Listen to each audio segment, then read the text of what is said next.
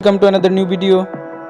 In this video you will see how to fix messenger waiting for this network problem. Please follow complete the process.